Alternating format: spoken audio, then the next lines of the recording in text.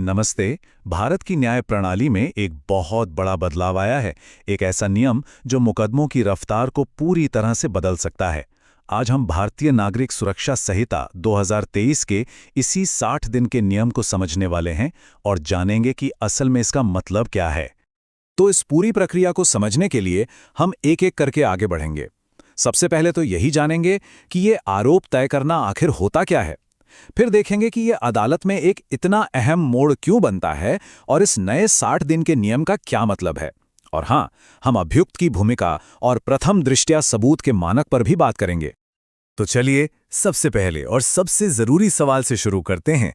किसी भी criminal case में ये आरोप तय करना आखिर है क्या? इसे आप मुकदमे की ऑफिशियल शुरुआत कह सकते हैं। हाँ, खबरों में तो हम सबने सुना होगा, कोर्ट ने फला मामले में आरोप तय कर दिए। पर इसका लीगल मतलब क्या है? क्या इसका मतलब यह है कि वो इंसान दोषी साबित हो गया? नहीं, असल में ये तो कहानी की बस शुरुआत है। नहीं, बिल्कुल नहीं। ये कोई फाइनल फैसला नहीं है। इसे ऐसे समझिए, ये वो स्टेज है जहां जज सारे शुरुआती सबूत देखकर ये तय करता है कि क्या मामला इतना दम रखता है कि इस पर पूरा ट्रायल चलाया जाए। एक तरह से कहें तो ये मुकदमे की ऑफिशियल हरी झंडी है।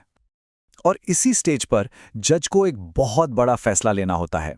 ये एक तरह से एक चौराहा है जहां से ये तय होता है कि केस अब किस दिशा में जाएगा।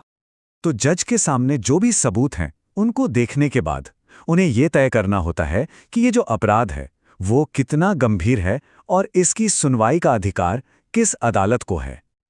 और यहीं पर अपराध की गंभीरता के हिसाब से प्रक्रिया दो हिस्सों में बढ़ जाती है। देखिए, अगर मामला उतना गंभीर नहीं है तो जज आरोप तय करके केस को सुनवाई के लिए मजिस्ट्रेट की अदालत में भेज देता है। लेकिन अगर अपराध बहुत गंभीर है, जैसे मर्डर या डकैती, तो मामला सुनवाई के लिए सेशन कोर्ट में ही रहता है। और यहीं इसी पॉइंट पर यह नया कानून एक बहुत बड़ा गेम चेंजिंग बदलाव लेकर आता है, खास तौर पर उन गंभीर मामलों के लिए जो सेशन कोर्ट में चलते हैं। ये न्याय को तेज करने की दिशा में एक बहुत बड़ा कदम है। ये बिल्कुल नया प्रावधान है। पहले क्या होता था, आरोप तय करने की कोई फिक्स टाइम लिमिट थी ही नहीं और इसी वजह से मामले सालों साल लटके रहते थे। तो इस नए नियम का मकसद बस इसी देरी को खत्म करना है।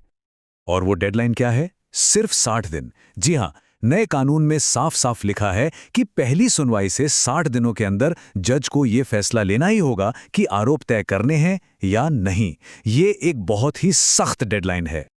अच्छा, तो जैसे ही जज आरोप तय कर देता है, फोकस तुरंत अभियुक्त पर आ जाता है।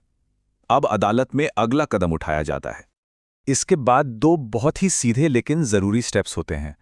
पहला, जो भी आरोप तय हुए हैं उन्हें अभियुक्त को कायदे से पढ़कर सुनाया जाता है, समझाया जाता है। और दूसरा, फिर उनसे पूछा जाता है कि क्या वो अपना गुनाह कबूल करते हैं या फिर ट्रायल लड़ना चाहते हैं।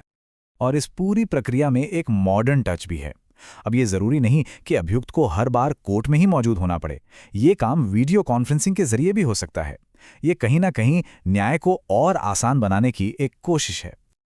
लेकिन एक सवाल यहां पर जरूर उठता है, आखिर जज को आरोप तय करने के लिए कितने सबूत चाहिए? क्या सबूतों का पहाड़ चाहिए होता है? चलिए, अब इसी को समझते हैं कि जज आखिर सबूतों को किस तराजू पर तौलता है। वो कौन सा लीगल स्टैंडर्ड है जिसका इस्तेमाल होता है?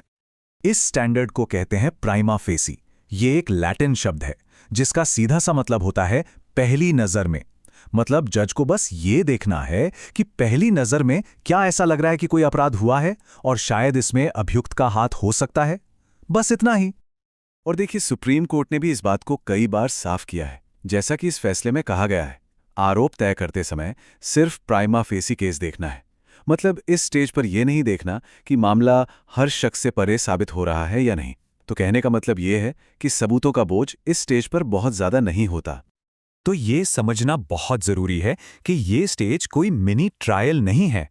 यहां सबूतों की बाल की खाल नहीं निकाली जाती और ना ही ये तय होता है कि कोई शक की गुंजाइश के बिना दोषी है या नहीं। ये तो बस एक शुरुआती फिल्टर है, ये देखने के लिए कि केस में आगे बढ़ने लायक दम है भी या नहीं। तो कुल मिलाकर इस नए कानून का मकसद है रफ्तार और स्पष्टता। लेकिन सबसे बड़ा सवाल तो यही है कि 60 दिनों की ये जो डेडलाइन है, क्या वो न्याय को सिर्फ तेज बनाएगी या बेहतर भी?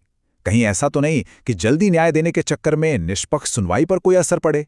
ये वो सवाल है जिसका जवाब तो खैर हमें आने वाला वक्त ही देगा।